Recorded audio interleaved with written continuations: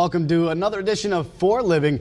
I'm your host, Joe Richter, and joining us again, he's come back, and he's wearing the same suit and tie. I love it. Can you imagine? No, same day. Sorry, folks. I just ruined the illusion.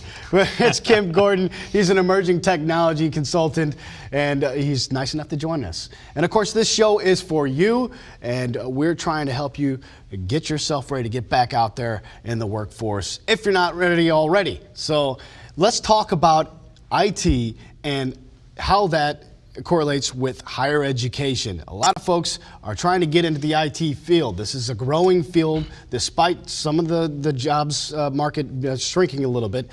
This continues to grow. Now, people need obviously to develop their skills.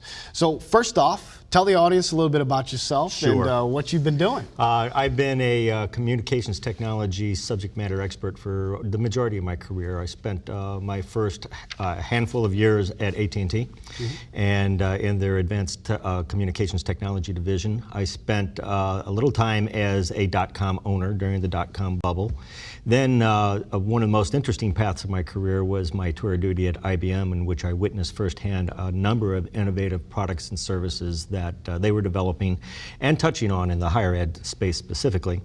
And then I spent a little time in technology firms that were addressing higher ed, also spent some time here at Lindenwood as associate professor and then as involved with the academic services here. So I've seen university operations from the inside and out is the way I describe it.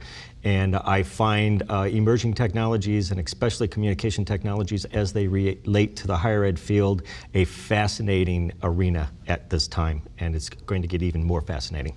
And we've talked a little bit about this before, where this just continues to grow. I mean, and the number of jobs continue to grow, the number of areas in the IT field continues to grow. What are some of the cool things that are coming out right now that folks might not know about? Well, if you want to get to the science fiction cutting edge arena, I'd like to. One of my particular fields that I'm studying very closely is what's known as the emerging reality augmentation field. And reality augmentation is fascinating to me. You can think of it as your PDA or your iPhone and your glasses. As opposed to having to look at a monitor in your hands, it's just simply a projection system that's in your glasses or in your contact lenses that's giving you telemetry on the fly about the scene that you're actually looking at. It's not far of a leap. In fact, we're seeing those systems in the military operations already. We'll start seeing them at the consumer line probably in the next 3 to 5 years. And that could get very interesting, especially in terms of education, very quickly. Yeah, no kidding. Well, so what about the X-ray specs? I used to try to get those off the back of the magazines, and you know. Well, I'll let you contend with the implications of that. All right, no, but this is you're absolutely right. I mean, it's just that sounds amazing, and but that really leads to a lot of problems, right? And so now we're going to have students in classrooms with these glasses that all they have to do is touch on their frames or something? Well, really the question becomes, if you're projecting 5 years to 10 years forward, the question becomes, what does higher education, actually what does education look like in a culture and a society in which the sum of all human knowledge is literally available at your fingertips or out of your glasses? I had a conversation with a friend of mine the other day in which we were waxing on, wee hours of the night, so I don't need to elaborate on that. But this is a family show. We probably shouldn't. I'm trying. You know, the difference between information and education. And we are in a ocean of information. No matter where we look, there's a cloud of information available to us on a moment's notice anymore. So what do you do with that information? Well, you have to parse it out and be able to do something with that information to turn it into working knowledge. That process is what higher education is all about. It's what education is all about. It's critical thinking, it's evaluative thinking, it's pattern deduction, it's intuitive insight leaps. And so I wonder if 10 years from now, as opposed to a decided curriculum that's focused almost exclusively in many sectors on memorization, it's more of creative concepts.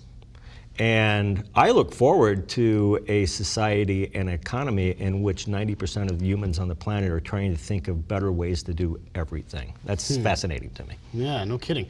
And you know, that's Something that it seems that we're trying to do, especially here in America. I'm glad you brought up trying to improve ourselves, because one of the things that we try to push, especially here recently, we have like Partners for Progress we had on a previous show talking about the METS initiative, which is math, engineering, technology, and science, and getting that back into the classroom, trying to make that fun, trying to make it more enticing to students rather than just want to be a football player or a basketball player. Right. How do we do that? I mean, is that some of this new technology, how do we dangle that as the carrot in front of some of these students in order to get them to enjoy these subjects? Such as information technology? Or Yeah. Well, I think IT is really a mindset. So I think it's a special potential student that is involved and interested in information technology. But let's use Apple Computer as an example. Apple Computer is a computer company, no doubt about it. At the end of the day, what do? They write code. But what do people think of Apple Computer? They think of those beautifully elegant interfaces. And so you need to have the design, the creative component layered on top of the heavy computational component.